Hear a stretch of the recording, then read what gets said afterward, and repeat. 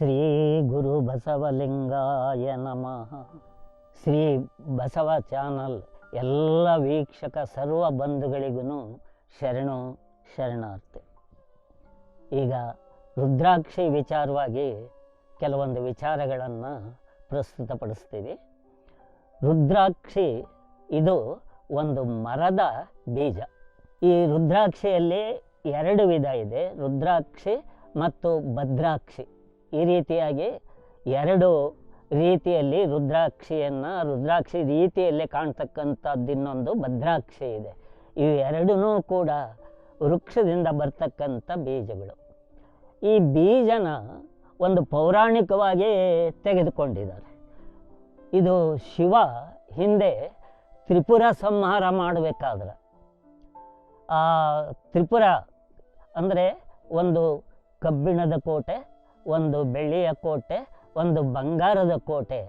ಆ ತ್ರಿಪುರದಲ್ಲಿರ್ತಕ್ಕಂಥವರು ಜನರಿಗೆ ತೊಂದರೆಯನ್ನು ಕೊಡ್ತಾರೆ, ಅವ್ರನ್ನ ಸಂಹಾರ ಮಾಡಬೇಕು ಅಂತ ಶಿವ ತಾನು ಆ ತ್ರಿಪುರವನ್ನು ನಾಶ ಮಾಡಲಿಕ್ಕೆ ಹೋದಾಗ ದೃಷ್ಟಿ ಇಟ್ಟು ಬಿಲ್ಲು ಬಾಣವನ್ನು ತಾನು ಇಟ್ಕೊಂಡಾಗ ಆ ದೃಷ್ಟಿಯಿಂದ ಕಣ್ಣಿನಲ್ಲಿರ್ತಕ್ಕಂಥ ನೀರು ಭೂಮಿಗೆ ಬಿದ್ದು, ಆ ಭೂಮಿಗೆ ಬಿದ್ದ ಕಣ್ಣಿನ ಹನಿ ರುದ್ರಾಕ್ಷಿ ವೃಕ್ಷವಾಗಿ ಹುಟ್ಟಿತು ಅನ್ನೋದು ಒಂದು ಪೌರಾಣಿಕ ಕತೆ.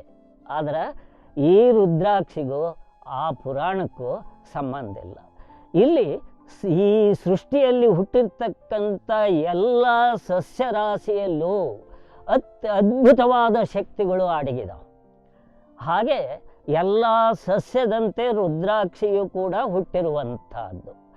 ಇಲ್ಲಿ ಆ ಶಿವ ತಾನು ಬಿಲ್ಲು ಪ್ರಯೋಗ ಮಾಡಬೇಕಾದ್ರೆ ಎಷ್ಟೋ ವರ್ಷಗಳು ಅದರ ಗುರಿ ಸಿಗದೆ ಬಿಲ್ಲು ತಾನು ಬೇರು ಬಿಟ್ಟು ಬಿಲ್ವ ವೃಕ್ಷ ಆತು, ಕಣ್ಣಿನ ಕಂಬನಿ ರುದ್ರಾಕ್ಷಿ ಆತು ಅನ್ನೋದನ್ನು ಇವತ್ತಿಗೂ ಈ ಪುರಾಣದ ಕಥೆಯನ್ನು ನಂಬಿ ನಡೀತಾ ಇದ್ದೀವಿ ನಾವು. ಆದರೆ ಬಿಲ್ವ ವೃಕ್ಷ ಆಗಲಿ ರುದ್ರಾಕ್ಷಿ ಆಗಲಿ ಇವಕ್ಕಿಂತ ನೆಲದಲ್ಲಿರ್ತಕ್ಕಂಥ ಒಂದು ಗರಿಕೆ ಏನು ಹಬ್ಬಿದೆ, ಆ ಗರಿಕೆಯಲ್ಲಿ ಅನೇಕ ದಿವ್ಯತ್ವ ಔಷಧಿ ಪ್ರಮಾಣಗಳು ಅದರಲ್ಲಿ ಅಡಗಿದಾವೆ. ಹೀಗಿರಬೇಕಾದ್ರೆ ಎಲ್ಲದರಂತೆ ಈ ರುದ್ರಾಕ್ಷಿ ಬಂದಿದೆ. ಈ ರುದ್ರಾಕ್ಷಿಯಲ್ಲಿ ಅನೇಕ ಸರ್ವಗುಣ ಶಕ್ತಿ ಇದೆ. ಇಲ್ಲಿ ಅಷ್ಟಾವರಣದಲ್ಲಿ ಬಂದಿರತಕ್ಕಂಥ ಈ ರುದ್ರಾಕ್ಷಿ ನಾವು ಏನು ಗುರುಲಿಂಗ ಜಂಗಮ ವಿಭೂತಿ ರುದ್ರಾಕ್ಷಿ ಮಂತ್ರ ಇವ್ಯಾವೋ ಹೊರಗಡೆ ಭಾವಿಸ್ತಕ್ಕಂಥ, ಹೊರಗಡೆ ನೋಡ್ತಕ್ಕಂಥ, ಹೊರಗಡೆ ಇರ್ತಕ್ಕಂಥ ದೇವರುಗಳು ವಿಶೇಷತೆ ನಮಗೆ ಸಂಬಂಧ ಇಲ್ಲ. ಇವೆಲ್ಲವೂ ಎಲ್ಲ ಜೀವಾತ್ಮರ ಹೃದಯದಲ್ಲಿ ಅಡಗಿರ್ತಕ್ಕಂಥ ದಿವ್ಯ ಶಕ್ತಿಗಳು. ರುದ್ರ ಅಂದರೆ ಬೆಂಕಿ, ಬೆಂಕಿ ಅಂದರೆ ತೇಜಸ್ಸು, ಅಕ್ಷಿ ಅಂದರೆ ಮೂಲ ಕಣ್ಣು. ಆ ರುದ್ರಾಕ್ಷಿ ಕಣ್ಣು. ಇಲ್ಲಿ ರುದ್ರ ಅಂದರೆ ನೀವು ಕಂಡಿರ್ಬೋದು, ರುದ್ರ ಅಂದರೆ ಬೆಂಕಿ, ಅಗ್ನಿ. ಈ ಅಗ್ನಿ ಸಹಜವಾಗಿ ಅದರ ಗುಣ ಏನಂದರೆ ಸುಡ್ತಕ್ಕಂಥದ್ದು, ಸುಡುವಂಥದ್ದು ಬೆಂಕಿಯ ಗುಣ. ನಾವು ಕಂಡಿರೋದೇನು, ಬೆಂಕಿ ಸುಡ್ತಿತ್ತಲ್ವೇ, ಆದರೆ ಬೆಂಕಿ ಸುಡೋದಿಲ್ಲ, ತಂಪೈತೆ ಅಂದರೆ ನೀವು ಒಪ್ಪೋದಿಲ್ಲ. ಬೆಂಕಿ ಸುಡ್ತಿತ್ತ ತಂಪಾಗ್ತದೋ? ಸುಡ್ತದೆ.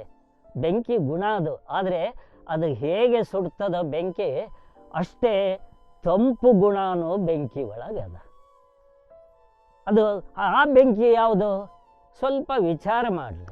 ಈ ಹೊರಗಡೆ ಉರಿತಾ ಇರೋ ಬೆಂಕಿಗೆ ನೀರು ಹೊಯ್ದರೆ ಕೆಟ್ಟು ಹೋಗ್ತದೆ, ನೀರು ಹೊಯ್ದರೆ ಕೆಟ್ಟು ಹೋಗ್ತದೆ.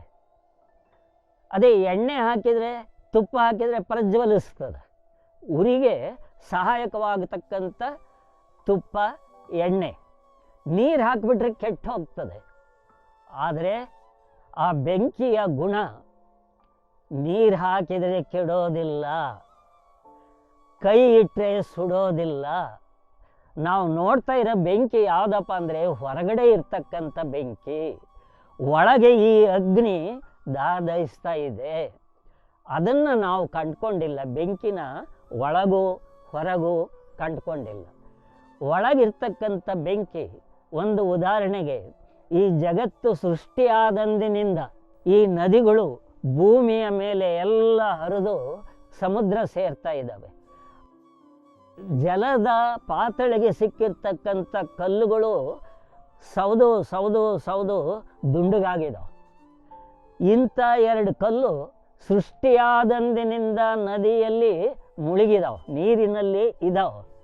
ಈ ನೀರಿನಲ್ಲಿರ್ತಕ್ಕಂಥ ಕಲ್ಲನ್ನು ತೆಗೆದುಕೊಂಡು ನೀರೊಳಗೆ ಹೋಗಿ ನೀರೊಳಗಿರ್ತಕ್ಕಂಥ 2 ಕಲ್ಲನ್ನು ನಾವು ತೆಗೆದುಕೊಂಡು ಕಲ್ಲಿಗೆ ಕಲ್ಲು ಹೊಡೆದಾಗ ಬೆಂಕಿ ಚಿಟಿ ಚಿಟಿ ಬೆಂಕಿ ಹೊರಗೆ ಬರ್ತದೆ. ನೀರಾಗೆ ಇದೆ, ಬೆಂಕಿ ಕೆಟ್ಟಿಲ್ಲ. ನೀರಾಗೆ ಇದೆ, ಬೆಂಕಿ ಕೆಟ್ಟಿಲ್ಲ, ಕಲ್ಲು ಸುಡ್ತಾ ಇಲ್ಲ, ಕಾದಿಲ್ಲ. ಅಂದ್ರೆ ಹಾಗಾದರೆ ಬೆಂಕಿ ಗುಣ ಏನೋ, ಇಲ್ಲಿ ಸುಡೋದೇ ಅದ್ರ ಗುಣ, ನೀರು ಹೊಯ್ದ್ರೆ ಕೆಡೋದು ಅದ್ರ ಗುಣ, ಹೊರಗಡೆ ಬೆಂಕಿ. ಆದರೆ ನೀರು ಒಳಗಿದ್ರು ಬೆಂಕಿ ಕೆಟ್ಟಿಲ್ಲ. ಕಲ್ಲೊಳಗೆ ಬೆಂಕಿ ಐತೆ, ಕಲ್ಲು ಸುಡ್ತಾ ಇಲ್ಲ, ಕಾದಿಲ್ಲ. ಹಾಗೆ ಮಾನವನೊಳಗೆ ಈ ಬೆಂಕಿ ಇದೆ. ಅದರ ಗುಣ ಎಲ್ಲ ವಸ್ತುವಿನಲ್ಲೂ ಬೆಂಕಿಯ ಗುಣ ಇದೆ. ಅದು ತನ್ನದೇ ಆಗಿರ್ತಕ್ಕಂಥ ಆ ವಿಕಾಸವನ್ನು ತೋರಿಸ್ತದೆ. ಕಾಂತಿ ಅಂತ ಕರಿತೀವಿ, ಸೌಂದರ್ಯ ಅಂತ ಕರಿತೀವಿ, ತೇಜಸ್ ಅಂತ ಕರಿತೀವಿ, ಕಳೆ ಅಂತ ಕರಿತೀವಿ. ಇದೆಲ್ಲ ಅಗ್ನಿಯಿಂದ ಉಂಟಾಗಿರ್ತಕ್ಕಂಥ ಗುಣಲಕ್ಷಣಗಳು. ಎಷ್ಟು ತೇಜಸ್ವಿ ಇದ್ದಾನೆ ಆ ಯೋಗಿ ನೋಡ್ರಿ, ಅವನ ಕಣ್ಣು ಮುಖ ಎಷ್ಟು ತೇಜಸ್ಸಿದೆ. ಆ ತಾಯಿ ಎಷ್ಟು ಸೌಂದರ್ಯವಾಗಿದ್ದಾಳೆ. ಆ ಹೂವು ಏನು ಸೌಂದರ್ಯ, ಏನು ಸೌಂದರ್ಯ. ನಾವು ಮುಡಿದೇ ಇದ್ದರೂ ಅದನ್ನು ಪರಮಾತ್ಮನ ಪಾದಕ್ಕೆ ಅರ್ಪಿಸಬೇಕು ಅಂತ ತಗೊಂಡು ಬರ್ತೀವಿ ನಾವು. ಅವು ಎಲ್ಲ ತೇಜಸ್ಸು ಸೌಂದರ್ಯ. ಒಂದು ಹಣ್ಣು ಮಾಗಿದಾಗ ಬಂಗಾರಕ್ಕಿಂತಲೂ ಹೆಚ್ಚು ಬಣ್ಣ ಯುಕ್ತವಾಗಿ ಹೊರಗೆ ಬರ್ತಾವೆ. ಇವೆಲ್ಲವೂ ಯಾವುದರಿಂದ ಅಂದರೆ ಇದು ಅಗ್ನಿ, ತೇಜಸ್ಸು, ಕಳೆ, ಇದೆಲ್ಲದೂ ಈ ರುದ್ರ ಇದರಿಂದ ಬಂದಿರತಕ್ಕಂಥದ್ದು. ಈ ರುದ್ರಾಕ್ಷಿ ಗುಣ, ರುದ್ರಾಕ್ಷಿ ಒಳಗೆ ಏನು ವಿಶೇಷ ಇದೆ? ಇಲ್ಲಿ ರುದ್ರಾಕ್ಷಿಗಳು ಒಂದು ಮುಖದಿಂದ 24 ಮುಖದವರೆಗೂ ರುದ್ರಾಕ್ಷಿಗಳಿದಾವೆ. ಒಂದು ಮುಖದ ರುದ್ರಾಕ್ಷಿಯಿಂದ 24 ಮುಖದ ರುದ್ರಾಕ್ಷಿವರೆಗೂ ಒಂದರಲ್ಲಿರ್ತಕ್ಕಂಥ ಗುಣ ಎಲ್ಲ ರುದ್ರಾಕ್ಷಿಯಲ್ಲೂ ಚಿಕ್ಕ ಗಾತ್ರದಿಂದ ದೊಡ್ಡ ಗಾತ್ರದವರೆಗೂ ರುದ್ರಾಕ್ಷಿಯ ಗುಣ ಏಕಸಾಮ್ಯವಾಗಿ ಇರ್ತದೆ. ಅದಕ್ಕೆ ಭ್ರಮೆ ಪಡಬೇಕಾಗಿಲ್ಲ. ಇಲ್ಲಿ ಒಳಗೆ ಈ ಚಿದ್ ರುದ್ರಾಕ್ಷಿಯ ಶಕ್ತಿ ನಮ್ಮೊಳಗೆ ಇದೆ ಅಂತಂದು ನಾವು ಹೊರಗೆ ಇದನ್ನು ಧಾರಣೆ ಮಾಡಿಕೊಂಡಿರ್ತೀವಿ. ಹೊರಗೆ ಧಾರಣೆ ಮಾಡಿಕೊಂಡಿರ್ತಕ್ಕಂಥ ರುದ್ರಾಕ್ಷಿ ಇದು ಹೊರಗಡೆಯಿಂದ ಬಂದಿದ್ದಲ್ಲ, ನನ್ನ ಅಂತರಂಗದಲ್ಲೇ ಚಿತ್ ರುದ್ರಾಕ್ಷಿಯಾಗಿ ಬೆಳಗುತ್ತಾ ಇದೆ ಅನ್ನೋದನ್ನು ಇದು ತೋರಿಸ್ತಕ್ಕಂಥ ವಿಧಾನ. ರುದ್ರಾಕ್ಷಿಯಲ್ಲಿ ಇರ್ತಕ್ಕಂಥ ಶಕ್ತಿಗಳು ಅಂತಂದರೆ, ಇದು ನಾವು ಧರಿಸಿದಾಗ ನಮ್ಮ ನರಗಳ ಮೇಲೆ, ಮೈ ಮೇಲೆ ಪರಿಣಾಮ ಉಂಟಾಗ್ತದೆ. ಇದಕ್ಕೆ ಆ ಗುಣಲಕ್ಷಣಗಳು ರುದ್ರಾಕ್ಷಿ ಒಳಗಿದ್ದಾವೆ. ತುಳಸಿಯಲ್ಲಿ ಒಂದು ಗುಣಲಕ್ಷಣ ಇದೆ, ಬಿಲ್ವದಲ್ಲಿ ಒಂದು ಗುಣಲಕ್ಷಣ ಇದೆ, ಬೇವಿನಲ್ಲಿ ಒಂದು ಗುಣಲಕ್ಷಣ ಇದೆ. ಇದನ್ನೆಲ್ಲ ಒಂದೊಂದಕ್ಕೂ ಒಂದೊಂದು ಕತೆ ಪುರಾಣಗಳು ಕಟ್ಟಿ ನಮ್ಮ ಜನ ಅದಕ್ಕೆ ಹೋಗಿ ಕೈ ಮುಗಿದ ಅಡ್ಡ ಬಿದ್ದು ಬಂದು ಬಿಡುತ್ತಾರೆ. ಅವು ಎಲ್ಲದರಲ್ಲೂ ಹೇಗಿದೆಯೋ ರುದ್ರಾಕ್ಷಿಯಲ್ಲೂ ಈ ಗುಣಲಕ್ಷಣಗಳು ಇದ್ದಾವೆ. ಈ ಗುಣಲಕ್ಷಣಗಳು ನಮ್ಮ ಶರೀರಕ್ಕೆ ಅನುಗುಣವಾಗಿ ಶ್ರೇಷ್ಠವಾಗಿರ್ತಕ್ಕಂಥ ಗುಣಲಕ್ಷಣಗಳು. ಕೆಲವೊಂದು ವಿಚಾರ ಉದಾಹರಣೆಯಾಗಿ ಕೊಡೋದಾದರೆ, ಇಲ್ಲಿ ಸಹಜವಾಗಿ ಹೃದಯ ವೀಕ್ ಇರ್ತಾರೆ.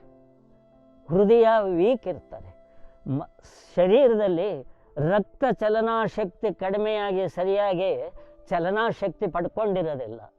ಅಂಥವರು ಈ ರುದ್ರಾಕ್ಷಿಯನ್ನು ತಾವು ಧಾರಣೆ ಮಾಡಿಕೊಂಡ್ರೆ ಹೃದಯ ನಾವು ಮಲಗಿದರೂ ಕೂಡ ಹೃದಯ ಮಲಗಿರೋದಿಲ್ಲ. ನಾವು ಮಲಗಿದರೂ ಕೂಡ ಉಸಿರಾಟ ನಡೀತಾ ಇರ್ತದೆ. ನಾವು ಮಲಗಿದಾಗ ಎಚ್ಚರವೇ ಇರೋದಿಲ್ಲ. ಎಲ್ಲಿರ್ತೀವಿ, ಮನೆ ಒಳಗಿದ್ದೀವಿ, ಹೊರಗಿದ್ದೀವಿ, ಯಾರು ಬಂದರು, ಯಾರು ಹೋದರು, ಏನೂ ಇಲ್ಲ, ಅಷ್ಟು ವಿಶ್ರಾಂತಿಗೆ ಹೋಗಿರ್ತೀವಿ. ಆದರೆ ಈ ಉಸಿರು, ಪ್ರಾಣ ಚೈತನ್ಯ, ಆ ಹೃದಯ ಇವು ಮಲಗಿರೋದಿಲ್ಲ. ಇಂಥ ಹುಟ್ಟಿದಂದಿನಿಂದ ಅಂತ್ಯಾಗವರೆಗೂ ನಿರಂತರವಾಗಿ ಚಲನಾಶಕ್ತಿ ಈ ಹೃದಯ. ಅದು ಏನಾದರೂ ವೀಕ್ ಆಯಿತು ಅಂತಂದ್ರೆ ಇಲ್ಲಿ ನಲ್ಲಿಕಾಯಿ ಗಾತ್ರದ 32 ಮಣಿಗಳುಳ್ಳ ರುದ್ರಾಕ್ಷಿಯನ್ನು ನಾವು ಧರಿಸಿದರೆ ಒಂದು ಭಾಗ ಹೃದಯದ ಮೇಲೆ ಬರ್ತದೆ. ಹೃದಯದ ಮೇಲೆ ಬಂದಿರತಕ್ಕಂಥ ಈ ಒಂದು ಭಾಗ ಹೃದಯದಲ್ಲಿರ್ತಕ್ಕಂಥ ನರ ಚಲನೆಯ ಮೇಲೆ ಪರಿಣಾಮ ಬೀರಿ ಅವರ ಹೃದಯ ನಾರ್ಮಲ್ ಸ್ಥಿತಿಗೆ ಬರ್ತದೆ, ಆರೋಗ್ಯವನ್ನು ಕಾಪಾಡಿಕೊಳ್ತದೆ. ಹೀಗೆ ರುದ್ರಾಕ್ಷಿ ಅಂತಕ್ಕಂಥದ್ದು ಅದ್ಭುತವಾದ ಕ್ರಿಯೆ ಪಡೆದಿರೋದರಿಂದ ಅದು ಸಣ್ಣದಿರ್ಬೋದು, ದೊಡ್ಡದಿರ್ಬೋದು. ಆದರೆ ಈ ರುದ್ರಾಕ್ಷಿಯ ಪ್ರಭಾವ ಭದ್ರಾಕ್ಷಿಯಲ್ಲಿ ಬರೋದಿಲ್ಲ. ರುದ್ರಾಕ್ಷಿಯಲ್ಲಿರ್ತಕ್ಕಂಥ ಪ್ರಭಾವ ಭದ್ರಾಕ್ಷಿಗಿರೋದಿಲ್ಲ. ರುದ್ರಾಕ್ಷಿ ಅತ್ಯದ್ಭುತವಾದ ಈ ಕ್ರಿಯೆಯನ್ನು ಉಂಟು ಮಾಡ್ತದೆ. ಪೃಥ್ವಿ, ಅಪ್, ತೇಜು, ವಾಯು, ಆಕಾಶ, ಈ 5 ಗುಣಗಳು ಈ ಪಂಚಮುಖದ ರುದ್ರಾಕ್ಷಿಗಳಲ್ಲಿ ತೋರ್ತಾವೆ. ಆ ಎಲ್ಲ ಗುಣಶೀಲಗಳನ್ನು, ಆಕರಗಳನ್ನು ಇವು ಕಾಪಾಡಿಕೊಳ್ತವೆ. ಆ ಗುಣಲಕ್ಷಣಗಳು ಈ ಬೀಜದಲ್ಲಿ ಇದ್ದಾವೆ, ರುದ್ರಾಕ್ಷಿಯಲ್ಲಿ. ಇದು ತ್ರಿಪುರ ಸಂಹಾರ ಅಂತಂದರೆ ನಮ್ಮ ಶರಣರು ರುದ್ರಾಕ್ಷಿಯನ್ನು ಧಾರಣೆ ಮಾಡಿಕೊಂಡು ಏನು ಮಾಡಿದರು, ಇವರು ತ್ರಿಪುರ ಸಂಹಾರವನ್ನು ಮಾಡಿದರು. ಇಲ್ಲಿ ಇದು ಹೆಂಗೆ ಸಂಹಾರ ಆಯ್ತು ಈ ರುದ್ರಾಕ್ಷಿಯಿಂದ ಅಂದ್ರೆ, ಇವರಲ್ಲಿರ್ತಕ್ಕಂಥ ಆ ಉದಾಸೀನತೆ, ಅವಗುಣ ಇವೆಲ್ಲವೂ ಕೂಡ ಈ ರುದ್ರಾಕ್ಷಿಯ ಧಾರಣೆಯಿಂದ ನರದ ಮೇಲೆ ಪರಿಣಾಮ ಆಗಿ ಅದರಲ್ಲಿ ಇರ್ತಕ್ಕಂಥ ಅವಿಚಾರಗಳು, ಉದಾಸೀನ ಮುಂತಾದ ಅವಗುಣಗಳು ದೂರ ಆಗುತ್ತವೆ. ಮತ್ತು ದೃಷ್ಟಿಗ್ರಾಹ್ಯವಾಗಿರ್ತಕ್ಕಂಥ ಯಾವುದೇ ಗ್ರಹ ದೋಷಗಳು, ಅಂಥ ಗ್ರಹ ದೋಷಗಳು ಕೂಡ ರುದ್ರಾಕ್ಷಿ ದೃಷ್ಟಿಗೆ ಬಿದ್ದಾಗ ಅವೆಲ್ಲವನ್ನು ನಿವಾರಣೆ ಮಾಡ್ತಕ್ಕಂಥ ಶಕ್ತಿ ಈ ರುದ್ರಾಕ್ಷಿಯ ಬೀಜಗಳಲ್ಲಿ ನಾವು ಕಾಣ್ತೀವಿ. ಹಾಗಾಗಿ ರುದ್ರಾಕ್ಷಿಯನ್ನು ಅನೇಕ ಜನ ಎಲ್ಲ ರೀತಿಯಿಂದ ಕೊರಳಿಗೆ, ಕೈಗೆ, ತೋಳುಗಳಿಗೆ, ಶರೀರದಲ್ಲಿ, ಶಿರಸ್ಸಿಗೆ ಧಾರಣೆ ಮಾಡೋದು ನೋಡ್ತೀವಿ. ಅದು ಏನಪ್ಪ ಆಗ್ತದೆ ಕ್ರಿಯೆ ಅಂತಂದರೆ, ನರದ ಮೇಲೆ ಕ್ರಿಯೆ ಉಂಟಾಗಿರೋದ್ರಿಂದ ಸರ್ವಶಕ್ತಿ ಚಾಲನೆ ಅನುಕೂಲ ಆಗ್ತದೆ. ಅವಾಗ ಯಾವಾಗ ಅದು ಆರೋಗ್ಯ ಚಾಲನೆ ಆಗ್ತದೆ, ಅಜೀರ್ಣ ಶಕ್ತಿ ಬರೋದಿಲ್ಲ. ಈ ರುದ್ರಾಕ್ಷಿಯನ್ನು ಸ್ವಲ್ಪ ಅದನ್ನು ಚೆನ್ನಾಗಿ ತೊಳಿಬೇಕು, ಬ್ರಷ್ ಮಾಡಿ ತೊಳೆದು ಸ್ವಲ್ಪ ತೇದ್ಕೊಂಡು ಶೀತ, ಕೆಮ್ಮು, ನೆಗಡೆ, ಕಫ ಕಟ್ಕೊಂಡರಿಗೆ ಕುಡಿಸಿದರೆ ಅದೆಲ್ಲದೂ ನಿವಾರಣೆ ಆಗುತ್ತದೆ, ಎಲ್ಲ ನಿವಾರಣೆ ಆಗುತ್ತದೆ. ಇಲ್ಲಿ ರುದ್ರಾಕ್ಷಿಗಾಗಲಿ, ತುಳಸಿಗಾಗಲಿ, ಬೇವಿಗಾಗಲಿ, ಬಿಲ್ವಕ್ಕಾಗಲಿ ಜಾತಿಗಳಿಲ್ಲ. ತುಳಸಿ ಹಾಕ್ಕೊಂಬಿಟ್ರೆ ಬ್ರಾಹ್ಮಣರು, ಬಿಲ್ಪತ್ರೆ ಇದ್ದರೆ ಲಿಂಗಾಯತರು, ಈ ರೀತಿಯಾಗಿ ಹೇಳ್ತಾರೆ. ಇವು ಯಾವೂ ಇಲ್ಲ. ಅದ್ಭುತವಾಗಿರ್ತಕ್ಕಂಥ ಅವು ಒಳಗಿನ ಆ ಶಕ್ತಿ, ಗುಣ, ಲಕ್ಷಣ.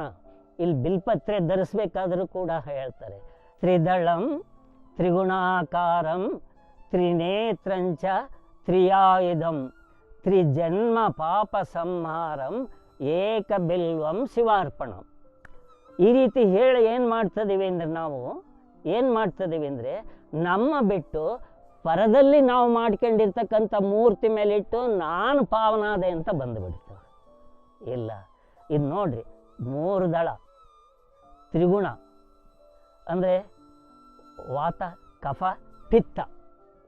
ಈ ಒಳಗಡೆ ಅಂತರಂಗದ ಶರೀರದಲ್ಲಿರ್ತಕ್ಕಂಥವು 3 ದೋಷಗಳು.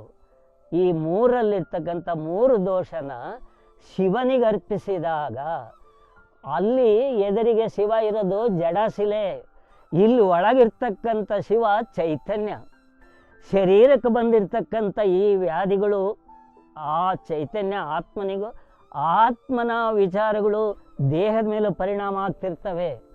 ಇಲ್ಲಿ ಆ 1 ದಳ ಬಿಲ್ಪತ್ರೆಯಿಂದ 3ರಲ್ಲಿ ಇರ್ತಕ್ಕಂಥ ದೋಷಗಳ ನಿವಾರಣೆ ಆಕವ, ದೋಷಗಳ ನಿವಾರಣೆ ಆಕವ.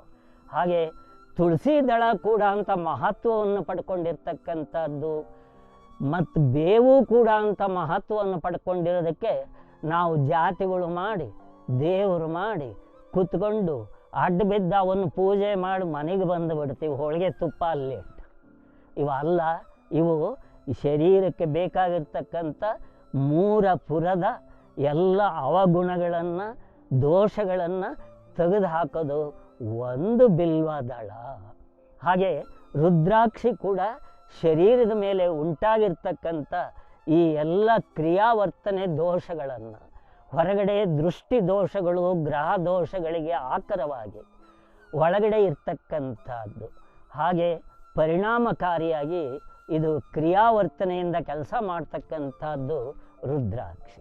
ಇದನ್ನು ಏನಪ್ಪ ಗುರುಗಳ ಅನುಗ್ರಹದಿಂದ, ಅಂದರೆ ಅನುಭಾವಿಗಳು ಶರಣರು ಅವರ ಕೈ ಕೊಟ್ಟು ಅವರ ಅನುಗ್ರಹಪೂರ್ವಕವಾಗಿ ತಾವು ಧಾರಣೆ ಮಾಡಿಕೊಂಡಾಗ ಅದರ ಪರಿಣಾಮ ಚೆನ್ನಾಗಿ ಉಂಟಾಗ್ತದೆ. ಇಂಥ ಉಂಟಾಗ್ತಕ್ಕಂಥ ಪರಿಣಾಮದಲ್ಲಿ ರುದ್ರಾಕ್ಷಿಯನ್ನು ಕೊರಳಲ್ಲಿ 32 ಮಣಿ ಹಾಕಬೇಕು ಅಂತಕ್ಕಂಥ. ಯಾಕೆ 32 ಮಣಿ ಹಾಕಬೇಕು? ಅದು ನಲ್ಲಿಕಾಯಿ ಗಾತ್ರದಲ್ಲಿ ಇರಬೇಕು ಅಂತ ಹೇಳ್ತಾರೆ. ಹೀಗೆ ಹಾಕ್ಕೊಂಡಾಗ ಒಂದು ಸರ ನಮ್ಮ ಹೃದಯದ ಮೇಲ್ಭಾಗದಲ್ಲಿ ಬರ್ತಾ ಇರ್ತದೆ. ಹೃದಯ ನಿರಂತರವಾದ ಕಾರ್ಯದಲ್ಲಿ ತೊಡಗಿದಾಗ ಇದು ಆ ನರದ ಮೇಲೆ ಪರಿಣಾಮ ಆಗಿ ಹೃದಯ ಯಾವತ್ತೂ ತನ್ನ ಕ್ರಿಯೆಯನ್ನು ವೃದ್ಧಿಸಿಕೊಳ್ತದೆ. ಇದಕ್ಕಾಗಿ ಇಲ್ಲಿ ಹೃದಯ ಸಹಜವಾಗಿ ವೀಕ್ ಇದ್ದವರು ಅದನ್ನು ಧಾರಣೆ ಮಾಡಿಕೊಂಡ್ರೆ ಧರಿಸಿ ಅದು ಎತ್ತ ಬಂತು ಅಂದರೆ ನಾರ್ಮಲ್ ಸ್ಥಿತಿಗೆ ಬರ್ತಕ್ಕಂಥ ಸ್ಥಿತಿ ರುದ್ರಾಕ್ಷಿ ಗುಣದಲ್ಲಿದೆ. ಮತ್ತು ಅಂತರಂಗಿಕವಾಗಿರ್ತಕ್ಕಂಥ 3 ದೋಷಗಳನ್ನು ತೆಗೆಯತಕ್ಕಂಥ ಶಕ್ತಿ ರುದ್ರಾಕ್ಷಿಯಲ್ಲಿ ಇರೋದನ್ನು ನೋಡ್ತೀವಿ. ಇದನ್ನು ಕೈ ಖಡ್ಗವಾಗಿ, ತೋಳಿಗೆ, ಕೊರಳಲ್ಲಿ, ಶಿರದಲ್ಲಿ ಧರಿಸ್ತಾರೆ. ಶಿರದಲ್ಲಿ ಧರಿಸಿರ್ತಕ್ಕಂಥದ್ದು ಶಿರ ಹೊನ್ನ ಕಳಸ ಅಂದರು. ಈ ಎಲ್ಲ ನಿರಾಕಾರ ಶರೀರದ ಅವಯವಗಳನ್ನು, ಎಲ್ಲ ವ್ಯವಹಾರಗಳನ್ನು, ಜ್ಞಾನ ಅತ್ಯಂತ ವಿಚಾರಗಳನ್ನು ವಿಚಾರ ಮಾಡೋದೆಲ್ಲ ಇರೋದು ಶಿರದಲ್ಲಿ. ಆದ್ದರಿಂದ ಶಿರದಲ್ಲಿ ಒಂದು ರುದ್ರಾಕ್ಷಿ ಸರ ಆಗಲಿ, ಕಿವಿಯಲ್ಲಿ, ತೋಳಿನಲ್ಲಿ, ಮುಂಗೈಗಳಲ್ಲಿ ಧರಿಸ್ತಕ್ಕಂಥದ್ದು ಆಯಾಯ ಪರಿಣಾಮ ಅಲ್ಲಿ ಉಂಟಾಗ್ತಕ್ಕಂಥದ್ದು. ಇಂಥ ಪರಿಣಾಮಕ್ಕೆ ಇಲ್ಲಿ ಹೇಳ್ತಾರೆ ಇದು ಎಷ್ಟು ಮಟ್ಟಿಗೆ ಅಂತಂದರೆ, ಅಯ್ಯ ಎನಗೆ ರುದ್ರಾಕ್ಷಿಯೇ ಸರ್ವಪಾವನ, ಅಯ್ಯ ಎನಗೆ ರುದ್ರಾಕ್ಷಿಯೇ ಸರ್ವಕಾರಣ, ಅಯ್ಯ ಎನಗೆ ರುದ್ರಾಕ್ಷಿಯೇ ಸರ್ವಸಾಧನ, ಅಯ್ಯ ಎನಗೆ ರುದ್ರಾಕ್ಷಿಯೇ ಸರ್ವಸಿದ್ಧಿ, ಅಯ್ಯ ಎನಗೆ ರುದ್ರಾಕ್ಷಿಯೇ ಸರ್ವವಶ್ಯ, ಅಯ್ಯ ಕೂಡಲ ಸಂಗಮ ದೇವ ಎನ್ನ ಮುಕ್ತಿ ಪಥಕ್ಕೆ ಶ್ರೀ ಮಹಾರುದ್ರಾಕ್ಷಿಯೇ ಸಾಧನವಯ್ಯ. ಇಷ್ಟು ಅದ್ಭುತವಾಗಿರ್ತಕ್ಕಂಥ ನೋಡುವ ದೃಷ್ಟಿಗೆ, ಧರಿಸಿರುವ ದೇಹದ ಆರೋಗ್ಯಕ್ಕೆ, ಎಲ್ಲ ವಿಚಾರದಲ್ಲಿ ರುದ್ರಾಕ್ಷಿ ಪರಮ ಪಾವನವಾಗಿ ಎಲ್ಲ ರೀತಿಯಿಂದ ಅನುಕೂಲ ಆಗ್ತಕ್ಕಂಥದ್ದನ್ನು ನಾವು ನೋಡ್ತೀವಿ. ಇಲ್ಲಿ ಇದಕ್ಕೊಂದು ವಿಚಾರ, ಮಹತ್ಪೂರಿತವಾದ ಒಂದು ವಿಚಾರವನ್ನು ಶರಣರು ಧರಿಸಿದವರಿಗೆ ಒಂದು ಜ್ಞಾನೋಪದೇಶವನ್ನು ಕೊಡ್ತಾರೆ. ಏನು? ಹಸ್ತ ಕಡಗ ಕೈಗದಿಕ ನೋಡ. ಇಲ್ಲಿ ಕೈಗೆ ಧಾರಣೆ ಮಾಡಿಕೊಂಡಾಗ ಅದು ಅಂತರಂಗದಲ್ಲಿ ಇರ್ತಕ್ಕಂಥ ರುದ್ರಾಕ್ಷಿ ಬಹಿರಂಗದಲ್ಲಿ ಅನುಭವದಲ್ಲಿ ನಾವು ಧರಿಸಿಕೊಂಡಾಗ ಕೊಡಬಹುದು, ಕೊಡಲಾಗದು. ಯಾವಾಗ ಕೈಗೆ ರುದ್ರಾಕ್ಷಿ ಧಾರಣೆ ಆಯ್ತು, ಕೈ ಎತ್ತಿ ಕೊಡಬೇಕು. ಅಂದ್ರೆ ತಾನು ಕಾಯಕದಲ್ಲಿ ನಿರತನಾಗಿರಬೇಕು, ದುಡಿಬೇಕು. ದುಡಿದಿರ್ತಕ್ಕಂಥ ಫಲವನ್ನು ತಾನು ಕೊಡಬಹುದೇ ಹೊರತು ಕೈ ಒಡ್ಡಿ ಬೇಡಬಾರದು. ಇವತ್ತು ನಾವು ಸರ್ವೇ ಸಾಧಾರಣವಾಗಿ ಎಲ್ಲರೂ ಬೇಡರೇ ಆಗಿದ್ದೀವಿ, ಭಿಕ್ಷುಕರಾಗಿಬಿಟ್ಟಿದ್ದೀವಿ. ಯಾಕೆ ಭಿಕ್ಷುಕರಾಗಿದ್ದೀವಿ? ನಾವು ಯಾರಿಗೂ ಬೇಡಿಲ್ಲ ಕಣ್ರಿ ಅಂತ ಹೇಳ್ತೀವಿ, ನಾವು ಯಾರಿಗೂ ಬೇಡಲ್ಲ ಅಂತ ಹೇಳ್ತೀವಿ. ಕಾರ್ನಾಗ ಹೋಗ್ತಾ ಇದ್ರೆ ಒಂದು ದೇವಸ್ಥಾನದ ಮುಂದೆ ಹೋದರೆ ಗಲ್ಲ ಬಡ್ಕೊಂಡು ಹೋಗ್ತೀವಿ. ಯಾಕೆ? ಅಲ್ಲಿ ಕೈ ಮುಕ್ಕೊಂಡು ಕೇಳ್ಕೊಂತೀವಿ, ದೇವರೇ ನನಗೆ ಅನುಗ್ರಹ ಮಾಡಪ್ಪ. ನಾವು ಭಿಕ್ಷುಕರಲ್ಲೇನು? ನಾವು ಮಾಡ್ತಾ ಇರೋದು ಭಿಕ್ಷಾವೃತ್ತಿ. ಒಂದು ವಿಚಾರ ತಿಳ್ಕೊಳ್ರಿ, ಒಂದು ಮರ ಇದೆ, ಒಂದು ಮರ ಫಲ ಬಿಟ್ಟದೆ, ಫಲ ಮಾಗಿದೆ, ಮಾಗಿ ಮರದಿಂದ ಆ ಫಲ ಜಾರಿ ಬಿತ್ತು, ಬೀಜ ಇತ್ತು. ಆ ಬೀಜ ತೆಗೆದುಕೊಂಡು ನೀವು ಹೋಗ್ರಿ, ಎಲ್ಲೇ ಹಾಕ್ರಿ, ಅದು ಯಾರಿಗಾರು ಬೇಡ್ತಿತ್ತೇನು? ಅದು ಯಾರ ಹತ್ರ ಭಿಕ್ಷಾ ಬೇಡಬೇಕು? ಹೋಗಿ ನನಗೆ ವಾಸನೆ ಕೊಡು, ನನಗೆ ರುಚಿ ಕೊಡು, ನನಗೆ ಎಲೆ ಕೊಡು, ನನಗೆ ಖರೆ ಕೊಡು, ನನಗೆ ಕಾಂಡ ಕೊಡು, ನನಗೆ ಬೇರು ಕೊಡು ಅಂತ ಯಾರ ಹತ್ರಲಾರ ಬೇಡಂಗೈತೇನದು? ಇಲ್ಲ. ಈ ಚೈತನ್ಯ ಜಗತ್ತಿಗೆ ಏನು ಬಂದಿದೆಯೋ ತನ್ನಲ್ಲಿ ಇರ್ತಕ್ಕಂಥ ಶಕ್ತಿ, ಅವ ವೃಕ್ಷದಿಂದ ಬಂದಂಗ ನಿಮ್ಮ ತಂದೆ ತಾಯಿಯಿಂದ ಏನಿದು ಬಂದಿದೆಯೋ ಆ ಎಲ್ಲ ಶಕ್ತಿ ನಿನ್ನೊಳಗಿದೆ. ನಿನಗೆ ಬಾರದು ಬಪ್ಪದು, ಬಪ್ಪದು ತಪ್ಪದು, ಶರಣರ ನುಡಿ ಇದು. ಇಂಥದ್ರಲ್ಲಿ ಬೇಡುವಂಥದ್ದೇನಿಲ್ಲ. ಎಲ್ಲೂ ಬೇಡದವರಿಗೆ ಭಿಕ್ಷೆ ಹಾಕಿದ್ದು ಇವತ್ತು ಜಗತ್ತು ಹುಟ್ಟಿದ ಕೆಲಿಂದ ನಾವಂತೂ ನೋಡಿಲ್ಲ. ಬೇಡಿರರಿಗೆ ಯಾರು ಇಸ್ಕೊಂಬಂದಿದ್ರೆ ಹೇಳಬಹುದು. ತಾನು ದುಡಿದ ಕಾಯಕದ ಫಲವೇ ಲಕ್ಷ್ಮಿ, ತನ್ನ ಸಾಧನೆಯ ವಿಕಾಸವೇ ಸರಸ್ವತಿ, ತನ್ನ ಅನುಭವಪೂರ್ಣವಾಗಿರ್ತಕ್ಕಂಥದ್ದೇ ಆತ್ಮನಿವೇದನೆ, ಎಲ್ಲವನ್ನು ನಡೆಸ್ತಕ್ಕಂಥ ಚೈತನ್ಯವೇ ಸರ್ವಶಕ್ತಿ ರೂಪ. ನೀನು ಯಾವ ರೂಪದಿಂದ ಯಾವ ದೃಶ್ಯದಲ್ಲಿ ಏನು ಕೆಲಸ ಮಾಡ್ತೀಯೋ ಆ ಫಲ ಆ ಕ್ಷಣ ಸಿಗುತ್ತದೆ. ಹಾಗಾಗಿ ಇಲ್ಲಿ ರುದ್ರಾಕ್ಷಿ ಇದ್ದವರಿಗೆ ಅವ್ರು ಹೇಳ್ತಾರೆ, ಅದು ಕೈ ಕಡಗ, ನೀನು ಕೊಡಬಹುದು, ಬೇಡಲಾಗದು, ಬೇಡಲಾಗದು. ಹಾಗೆ ಬಾಹುಬಳೆ, ತೋಳಿಗಿಂದಧಿಕ, ತೋಳಿಗೆ, ಇವೆಲ್ಲ ಸಾಂಕೇತಿಕ. ತಾಯಿ ಕೊರಳಿಗೆ ತಾಳಿ ನೋಡಿದ್ವಿ ಅಂದ್ರೆ ಮುತ್ತೈದೆ, ಮಹಾಮಾತೆ, ಅವೆಲ್ಲ ಸಾಂಕೇತಿಕ. ಹಾಗಾಗಿ ಇಲ್ಲಿ ಬಾಹುಬಳೆ, ತೋಳಿಗಿಂದಧಿಕ, ಪರವಧುವ ಅಪ್ಪಲಾಗದು. ಹೇಗೆ ಪರಿವರ್ತನೆಯ ಮಾರ್ಗಗಳನ್ನು ಧರಿಸಿರರಿಗೆ ಕೊಡ್ತಕ್ಕಂಥ ಒಂದು ಸಂದೇಶ ಇವು, ಸಂದೇಶ. ಹಾಗಾಗಿ ಬಾಹುಬಳೆ ತೊಟ್ಕೊಂಡಾಗ ಪರವಧುವ ಅಪ್ಪಲಾಗದು. ಇದು ಭಾಳ ಸೂಕ್ಷ್ಮ ತಗೋಬೇಕು. ತನಗೆ ಆದ ವಧು ಇದೆ, ನೀನು ಸಂಪರ್ಕ ಮಾಡಬಹುದು. ಹಾಗಾದರೆ ಪರವಧುವ ಇನ್ನೊಂದನ್ನು ನೀನು ಅಪ್ಪಿಕೊಳ್ಳಲಾಗದು. ಕರ್ಣಕುಂಡಲ, ಕಿವಿಗೂ ರುದ್ರಾಕ್ಷಿ ಧರಿಸಿದ್ದಾರೆ, ಭಾಳ ಜನ ಧರಿಸಿದ್ದಾರೆ. ಕರ್ಣಕುಂಡಲ ಕಿವಿಗಿಂದ ಅಧಿಕ ನೋಡ.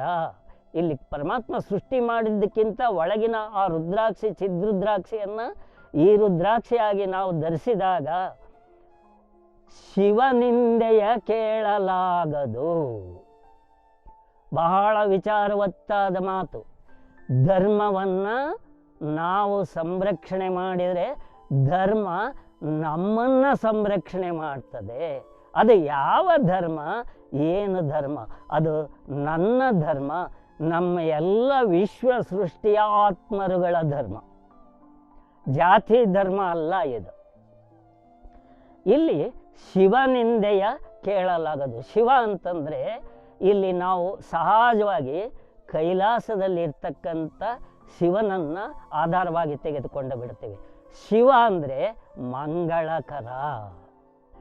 ಮಂಗಳಕರ ಇನ್ನೊಂದು ಹೆಸರಿದೆ, ವಾಯು. ಗಾಳಿಗೆ ಶಿವ ಅಂತ ಹೆಸರಿದೆ, ಗಾಳಿಗೆ ಶಿವ ಅಂತ ಕರೀತಾರೆ. ಯಾಕೆ?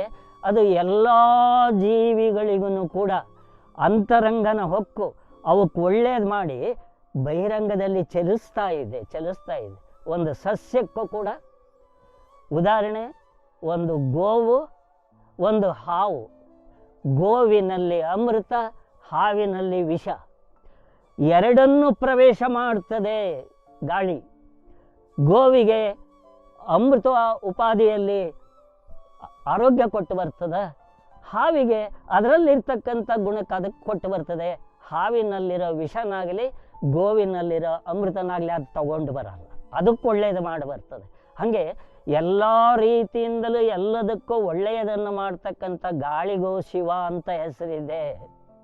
ಆದರೆ ಇಲ್ಲಿ ಶಿವ ಯಾರು ಅಂದರೆ ಸರ್ವ ಸಕಲ ಬ್ರಹ್ಮಾಂಡಕ್ಕತೀತವಾಗಿ ವ್ಯಾಪಿಸಿಕೊಂಡಿರ್ತಕ್ಕಂಥ ಶಿವ ಎಲ್ಲದರ ಒಳಗಿದ್ದು ಎಲ್ಲರ ಒಳಗಿದ್ದಾನೆ. ಈ ಶಿವನನ್ನು ನಾವು ಗ್ರಹಿಸಬೇಕು. ಆದ್ದರಿಂದ ಈ ಶಿವನಿಂದೆಯ ಕೇಳಲಾಗದು. ಸ್ವಾಭಿಮಾನ, ಸ್ವಾನುಭಾವ, ಸ್ವತಂತ್ರ ಎಲ್ಲದನ್ನು ತಂದು ಕೊಡ್ತಾರೆ, ಎಲ್ಲದನ್ನು ತಂದು ಕೊಡ್ತಾರೆ. ಹೀಗಾಗಿ ಇಲ್ಲಿ ಕಂಠಮಾಲೆ, ಕಂಠಮಾಲೆ ಸ್ವಲ್ಪ ಚೆನ್ನಾಗಿ ಕೇಳ್ರಿ.